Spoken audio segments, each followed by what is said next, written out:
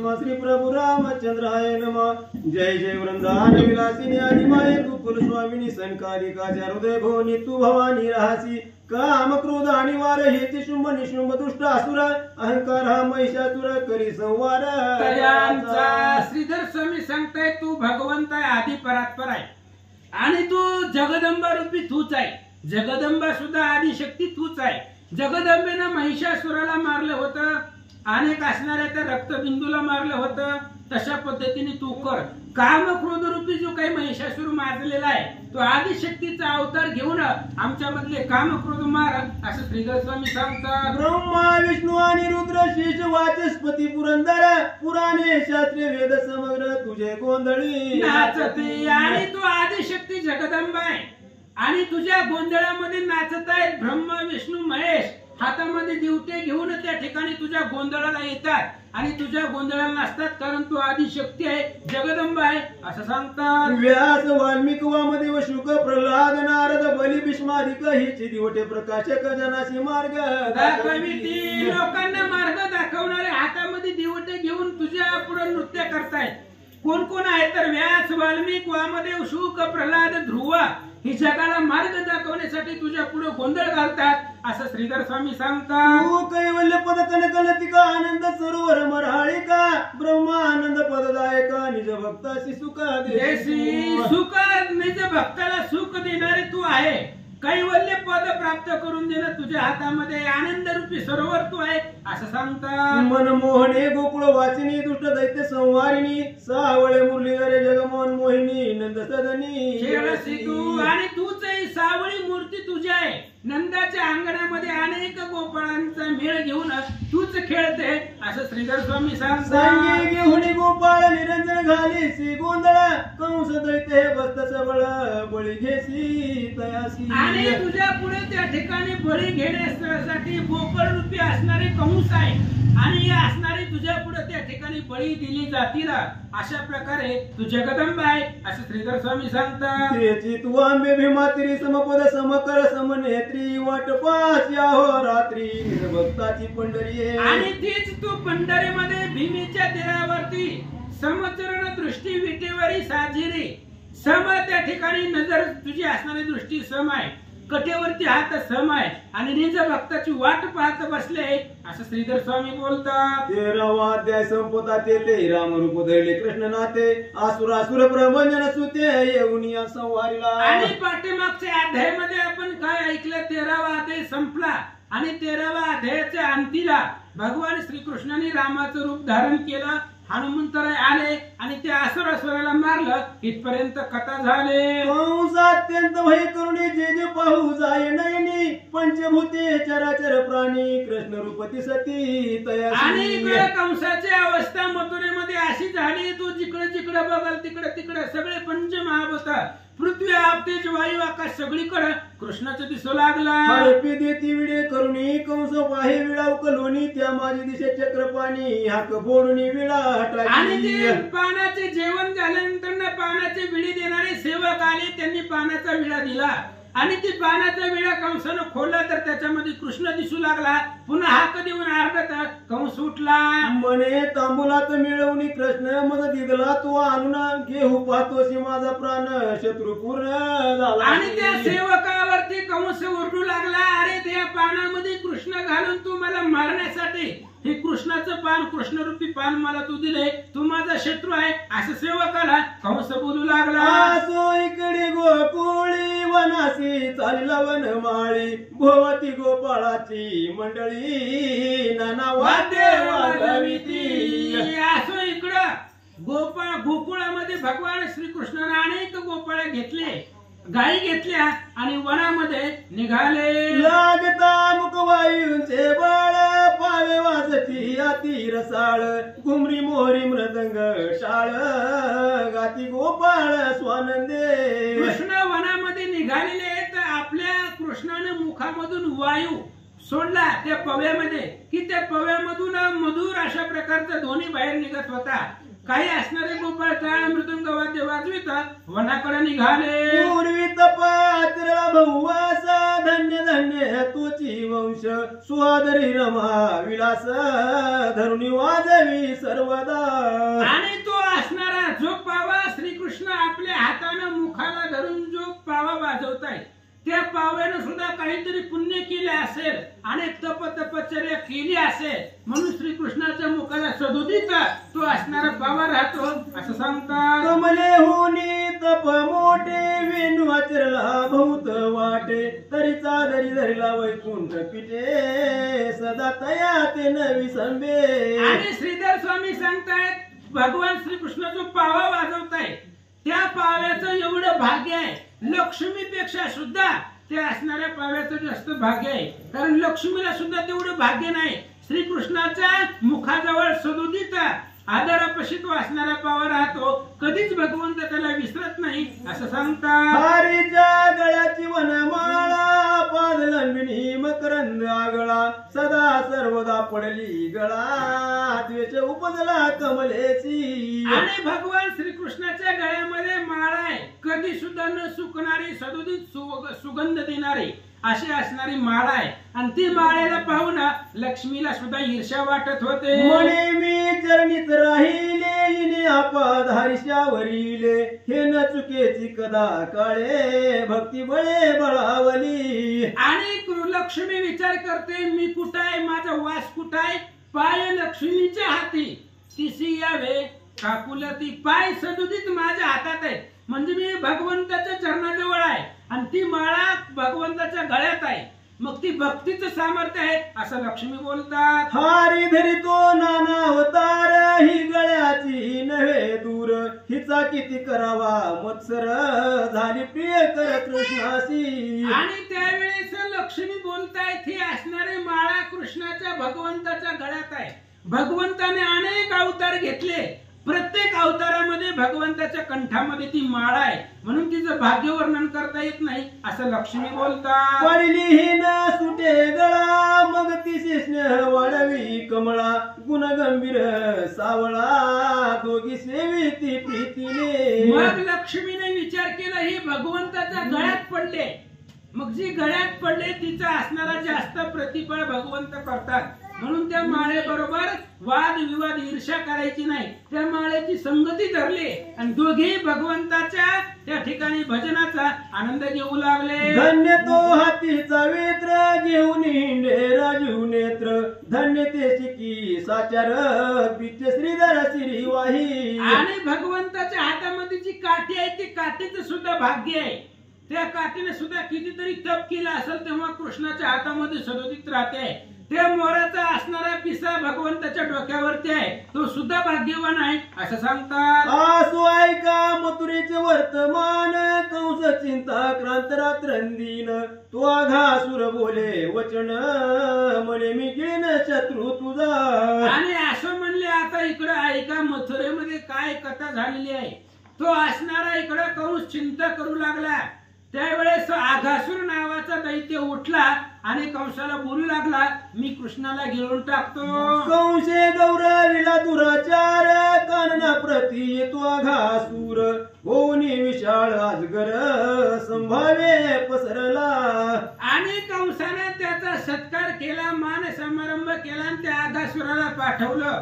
तो आघासुर आला आणि मोठ्या असणाऱ्या सापाचं रूप आजगराचं रूप त्यानं धारण केलं आणि पर्वतासारखं आजगराचं रूप धरून तो आघासुर बसला. शत योजने लंबायमान पर्वताकर तिसे दुरून द्वादश गावे मुख पसरून पडिला असे उरगतो. आणि तो असणारा आघासुर त्यानं आजगराचं रूप धारण केलं होतं.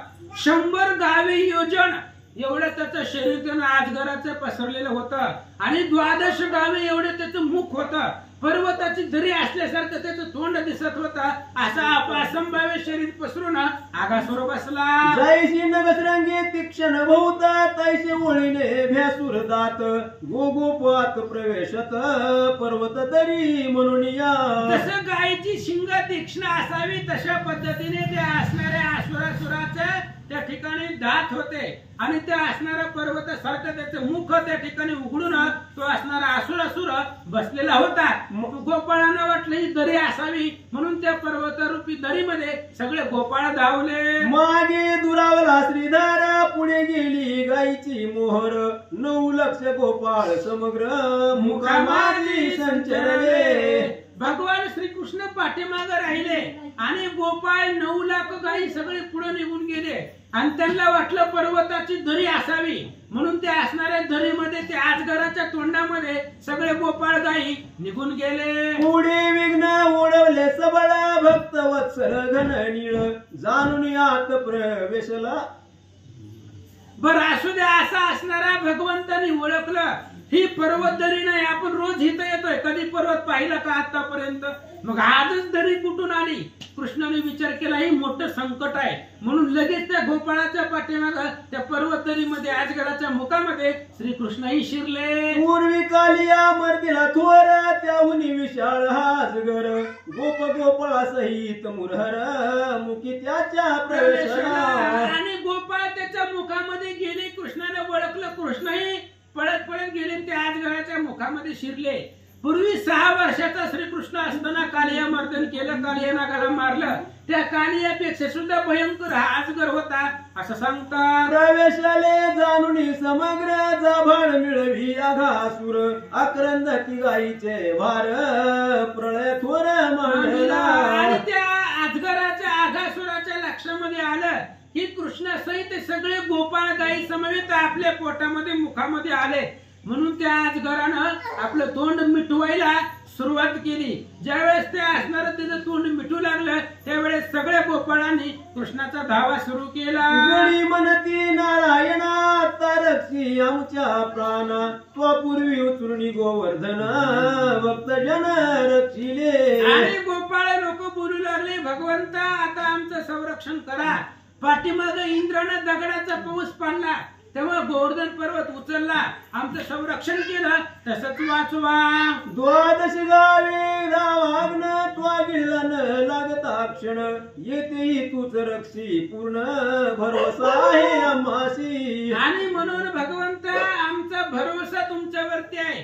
पाठीमाग त्या कालियाच्या मुखामधून विष पसरलं आणि 12 गाव अग्नी तो त्या ठिकाणी गिळून टाकला.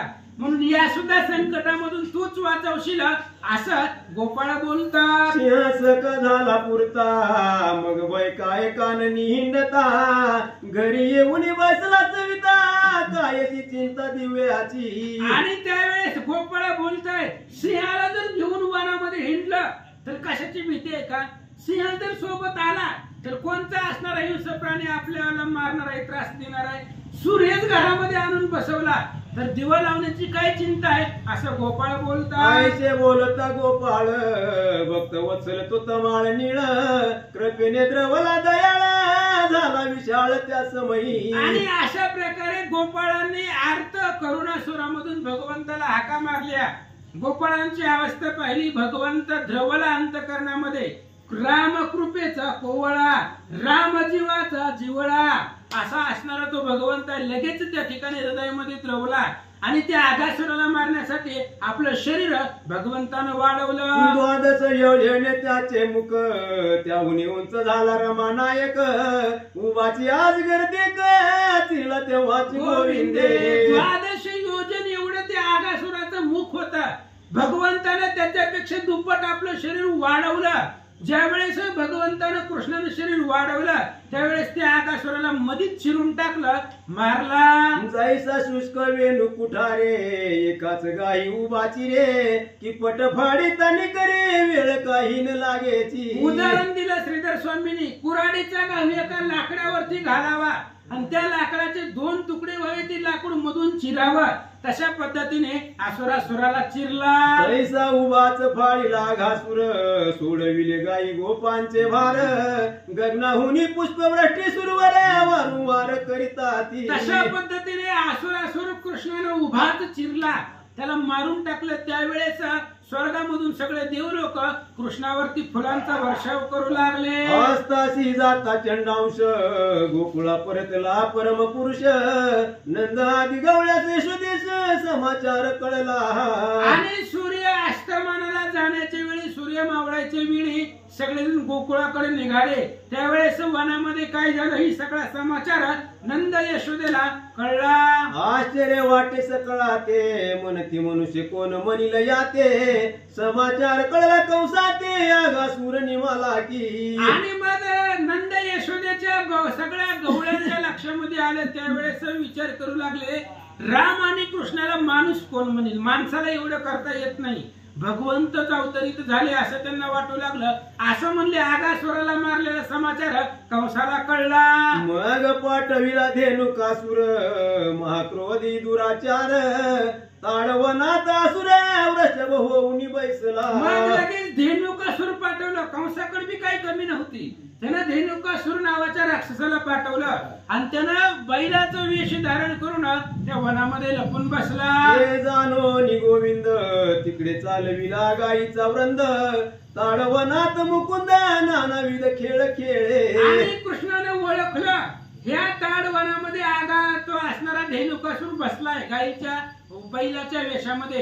कृष्णाला आपले सगळे गाई तिकडेच वळवल्या. जाऊ दे म्हणले तिकडे, आता ह्याचाच नंबर आहे, ह्यालाच मारायचं म्हणून ताडवनामध्ये त्या राक्षसाच्या पुढे कृष्ण खेळ खेळू लागले. ताड लागले दाट बहुत माझी धेनुकासुर गर्जत गोप झाले भयभीत हरिमुख तेव्हा विलुकित. आणि ती वन घनदाट लागले, सगळे असणारी झाडे त्या ठिकाणी दाट लागली. त्यावेळेस धेनुकासुर बैलाच्या वेशामध्ये गर्जना करू लागला.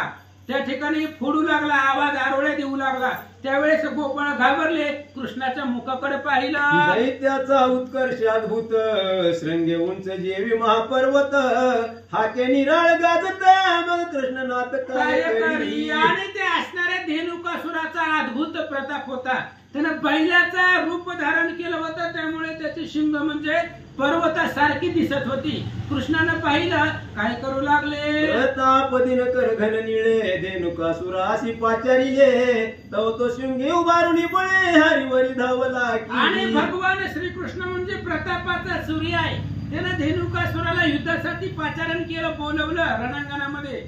आणि मैदानामध्ये बोलवल्यावर तो आपले असणारे शिंगानं कृष्णाला मारण्याचा प्रयत्न करू लागला. महिषासुरार्धत शक्तीवरी जैसा धावत हिरण्य कश्यप बळे बहुत नरहरी कोसळे पै. उदाहरण दिलं जसं महिषासुर आपल्या शिंगानं देवीवरती जगदंबेवरती त्यानं धाव घेतली, हिरण्य कश्यपून नरसिंहावरती धावावा, तसं धेनुकासुर कृष्णावरती धावला. ऐसा धेनुकासुर धाविंडला श्रीहरी अंगी मिसळला दोन्ही शिंगे त्या वेळा रमानाते धरिली. आणि तशा पद्धतीने तो असणारा धेनुकासुर धावला. धावल्याबरोबर त्याची असणारी शिंग भगवंतानं हातामध्ये धरली, उपटले. उलतुनी भूमीवर पाडिला सवेच सरसावून धावला मग श्रीकृष्णाने चरणी धरला भोवंडीला गरगरा. आणि त्याच्या शिंगाला कृष्णानं धरलं, त्याला असणाऱ्या शिंग फिरवली. ते असणारा बैलाच्या वेशामध्ये त्या ठिकाणी उलथून पडला. लगेच उलथून पडल्याबरोबर कृष्णाने त्याच्या पायाला धरलं, गरगर गर आकाशात फिरवलं. आपळीला सबळबळे गत प्राण झाला त्यावेळे दिव्य सुमने वर्षले वृंदार कथे देवा. आणि त्याला त्या ठिकाणी असणारं आदळलं. आदळल्याबरोबर ताकदीने भगवंतानं आदळलं आणि मग तो असणारा धेनुकासुर गतप्राण झाला.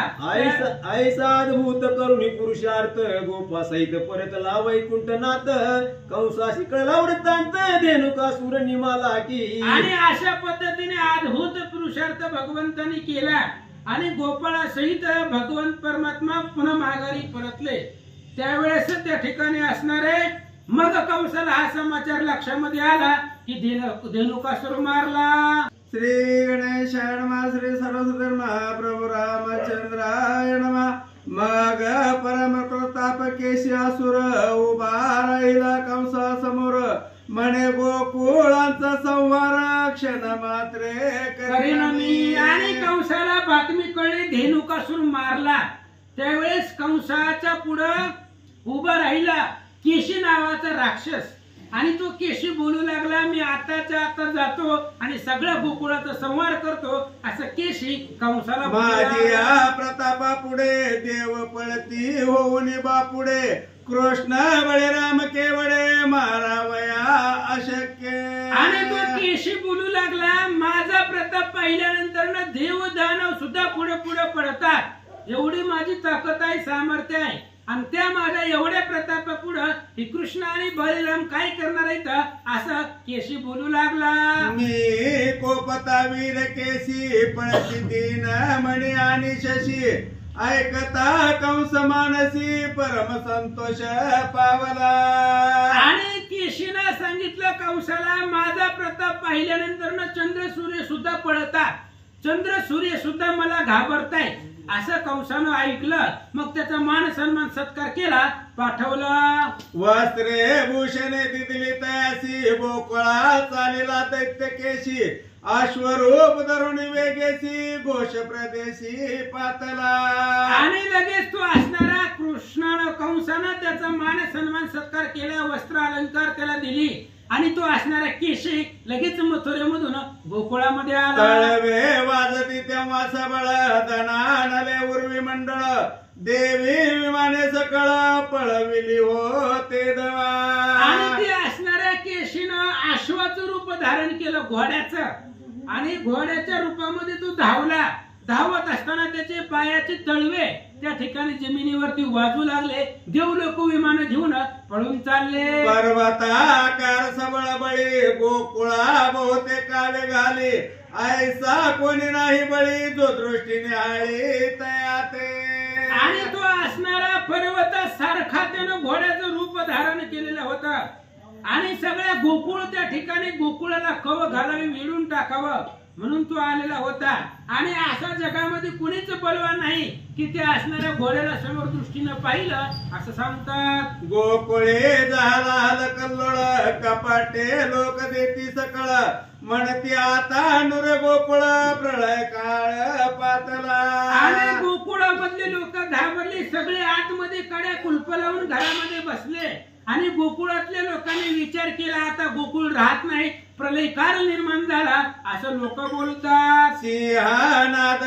सिंहनाद जेव्हा करी थरथरे सकळ धरित्री ऐसा कोण आहे क्षेत्री जो जाऊनी धरी तयाते. आणि तो असणारा केशी घोड्याच्या रूपामध्ये होता, आणि एवढ्या प्रलय त्यानं निर्माण केलेला होता.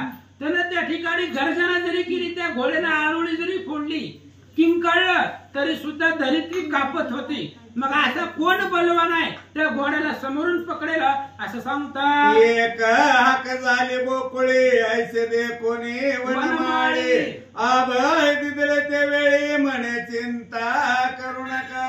आणि ते असणाऱ्या केशीनं आरोळी दिली, त्यावेळेस सगळे घाबरले. आणि कृष्णानं पाहिलं ही केशी नावाचा दैत्य आहे, घोड्याच्या रूपामध्ये आलाय. तेव्हा कृष्णाने सगळ्याला सांगितलं, घाबरू नका. ऐसे बोलून राजीवनयन मातंगावरी धावे पंचानन कि उरगावरी विष्णू वाहनन सावरता जे पावे. आणि कृष्णानं पाहिलं त्या घोड्याला, केशी नावाच्या दैत्याला पाहिलं, आणि जसं त्या ठिकाणी कोल्ह्यावरती सिंह धावावा किंवा सापावरती गरुडानं झेप घालावी, तशा पद्धतीने भगवान श्रीकृष्ण त्या घोड्यावरती अश्वावरती धावले. राक्षसावरी निरोध सुत धावे जैसा अकस्मात त्याची प्रकारे दीननाथ केशियावरी दाविन्नला. किंवा रामायणामध्ये अनेक राक्षस रामचंद्राबरोबर आलेली होती युद्धासाठी.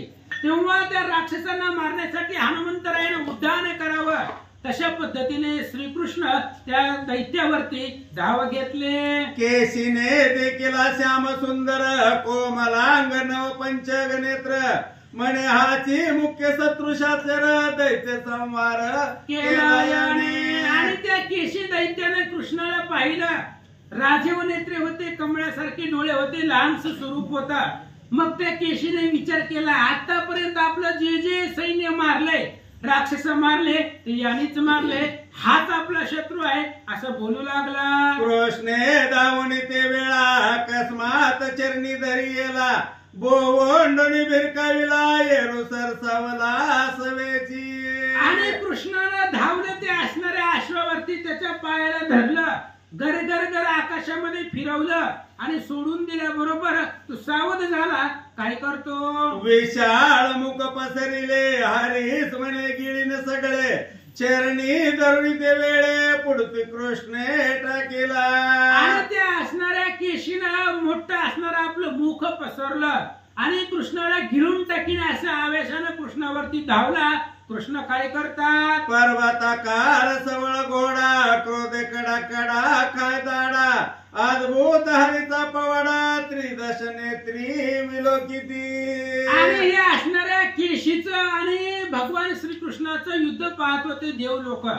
तो असणारा घोडा एवढा त्या ठिकाणी प्रतापासारखा पर्वतासारखा त्या ठिकाणी दैदिप्यमान होता आणि त्याच्यावरती श्रीकृष्णानं धाव घेतलेली आहे. मग सगळे असणारे महादेवासहित सर्व देव लोक कृष्णाचा प्रताप पाहतात. मागोते सरसा मुनी धाविल्लास हरिणे रगडून मुंगा पिळीला सव्वे हस्त ते वेळा मुखी घातला यदुवीरे. आणि तो असणारा घोडा कृष्णाच्या अंगावरती धावला.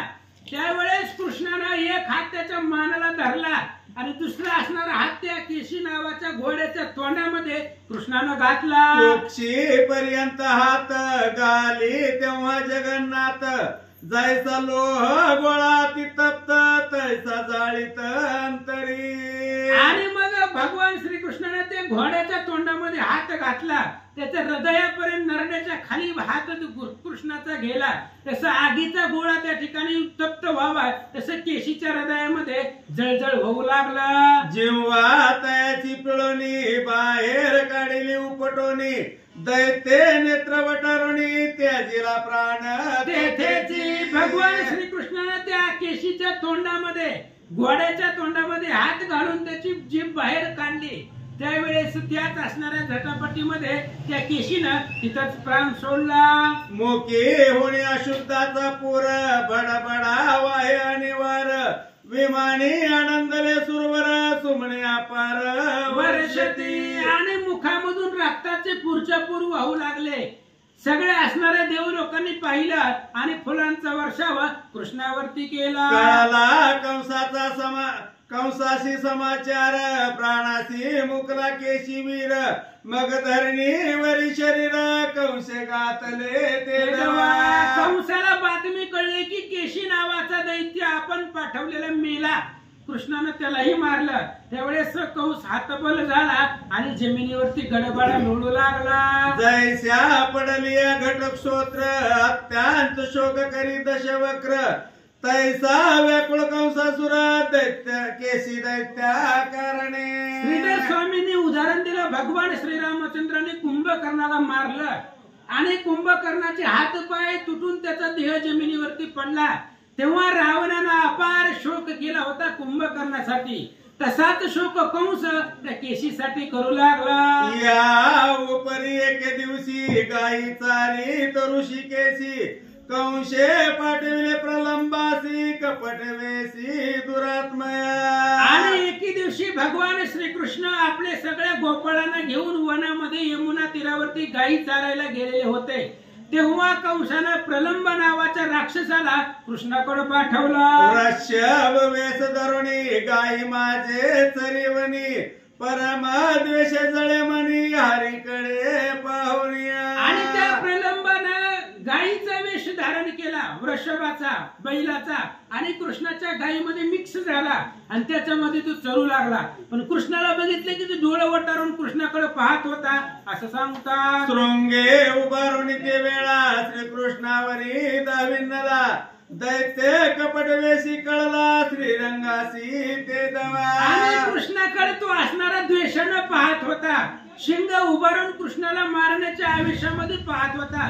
कृष्णानं त्या बैलाकडे बघितलं आपल्या गायीच्या मेळ्यामध्ये आणि हा दैत्य आहे असं कृष्णाच्या लक्षात आलं. दरोनी दोन्ही शृंगे भवंडोनी आपटीला श्रीरंगे जैसे पक्क फळचूर वय वेगे उर्वेवरी आपटिता. कृष्णानं त्याच्या शिंगाला धरलं. बैलाच्या वेशामध्ये होता तो आणि शिंगाला धरून जमिनीवरती आपटलं.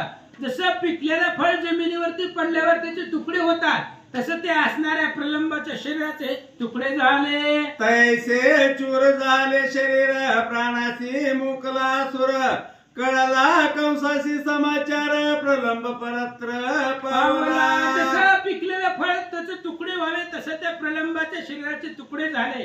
तो मेला. कंसाला बातमी कळली. कंस काय करतो? या उपरी एके दिनी निरभ्र चांदणे यामिनी बळीराम आणि चक्रपाणी वसंतवणी खेळती. आणि एके दिवशी असंच उन्हाचे त्या ठिकाणी वेळ होता. आभाळ आलेलं होतं आकाशामध्ये. आणि त्या वेळेला कृष्ण आणि बळीराम आपले सगळे गाई गोपाळ घेऊन वनामध्ये खेळत होते.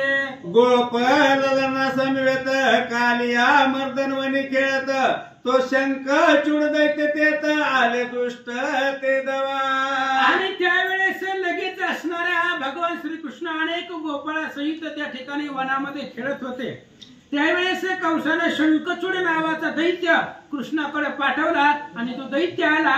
काय करतो? महानिर्दय यक्ष पाप खाणी गोवेश दर्या दोघ जणी गाई ऐशी दोन्ही दर्क दुरुणी वनी करीती ते. आणि दोन दैत्य आले होते. ते असणाऱ्या दैत्याने गायीचा वेश धारण केला आणि गोपाळामध्ये मिक्स झाले. आणि मिक्स होऊन काय करतात? ते कुबेराचे सेवक महाकपटी दुष्ट देख क्षण क्षणा फोडती हाक वज्रनायक ऐकत असे. आणि ते दोघे असणारे कुबेराचे सेवक होते. शंख आणि चूड असं त्यांचं नाव होतं. कंसानं त्यांना पाठवलेलं होतं. ते असणारे कृष्णाकडे त्या ठिकाणी पाहून मोठमोठ्याने गर्जना करत होते. कृष्ण ऐकत होते. बळे भद्रासी म्हणे मुरहर गाई धरोनी नेतो व्याघ्र तरीच बहाती वारंवार करुणा सोरे करुणिया. आणि बळीरामाने त्या ठिकाणी कृष्णाला म्हटले की बाबा गाय वाघ जो आहे तो गायला आपल्या घेऊन चाललाय. म्हणून गाय सारखं सारखं आपल्याकडची ओरडतात. असं बळीराम दादा बोलतात. ऐसे बोलणे कमला नायके गो ब्राह्मण प्रतिपाळके परम पुरुष भक्त तारके ताड वृक्ष उपडिला. अशा प्रकारे पाहिलं गेलं. पाहिल्यानंतर ना लगेच कृष्णानं ताड नावाचं झाड ते असणारं झाड त्या ठिकाणी तोडून आपल्या हातामध्ये घेतलं. पाठी राका भूधर अवतार तेने उपडिला प्रचंड तरोवर तो रे धावले महावीरा गोरक्षणा करणे. आणि ते असणारे दोन दैत्य जे कुबेराचे सेवक होते पण नष्ट होते. त्याने गायीच्या रूपामधून सगळे असणारे गायी पळवल्या घेऊन चालले. त्यावेळेस कृष्णाच्या पाठीमागे बलराम दादा दोघेही त्या ठिकाणी एकमेकाच्या बळावरती निघाले. तो ते दोघे कपट वेसी पळते झाले वेगेसी राम आणि ऋषिकेशी मनोवेगेसी धावले. आणि त्या दोन दैत्यांनी बघितलं राम आणि कृष्ण आपल्या पाठीमागे आले तेव्हा त्यांनी गायी सोडल्या आणि कपट वेशानं पळून चालले. तो ते गोवेश टाकीती व्याघ्र होवणी वेगे पळती शेष हरिण सोडिती पाठ लागत यांचा. ते गायीच्या रूपामध्ये होते. गायीचा वेश टाकून वाघाच्या वेशामध्ये पळू लागले. मायावी होते. त्यांना कशाचाही वेश घेता येत होता. पण कृष्ण आणि बळीराम दादा त्यांची पाठ सोडत नव्हते. जिथं जाईल तिथं त्याच्या पाठीमाग पळू लागले. माव कर दोघे जण व्याघ्र वेशही टाकून महाव्यासूर रूप धरण उभे परतोन टाकले. आणि ते असणारे परम दुराचारी होते. कपटी होते. महालाघवी होते. मायावी होते. पुन्हा त्यांनी वाघाचाही वेश सोडून दिला आणि भयंकर राक्षसाचा वेश धारण केला आणि पुन्हा थांबले. युद्धासाठी परतले. नगा मस्तकी पडे वज्र तैसे दोघे मावकर तरुगात केले चुर क्षण मात्र न लागत. आणि लगेच जशा प्रकारे त्या ठिकाणी वज्र मस्तकावरती पडावं तशा पद्धतीने दोघे जण भगवंतानं कृष्ण काही ताड नावाचं झाड हातामध्ये घेतलं होतं. हे झाड त्यांच्यावरती सोडलं. मस्तकावरती लागलं. वज्र प्रहार सारखं लागल्यामुळं गतप्राण झाले. दोघांची सिरे खुडूनी घेऊन चालले ते क्षणी विजयी होणी रामचक्रपाणी पूर्वस्थळा पावले. दोघांची असणारी शिर तोडून हातामध्ये घेतली आणि ज्या ठिकाणी आपल्या गायी आणि गोपाळ होते त्या ठिकाणी पूर्वस्थळाला श्रीकृष्ण बळीराम दादा त्यावरी आली एकादशी जे परम प्रिय कर भक्तासी रुक्मांगद सत्वरासी पूर्वी उद्धरला जिचेणी. घ्या एक द्रोवे घ्या. कुंडली कवरधारी विठ्ठल श्री ज्ञानदेव तुकाराम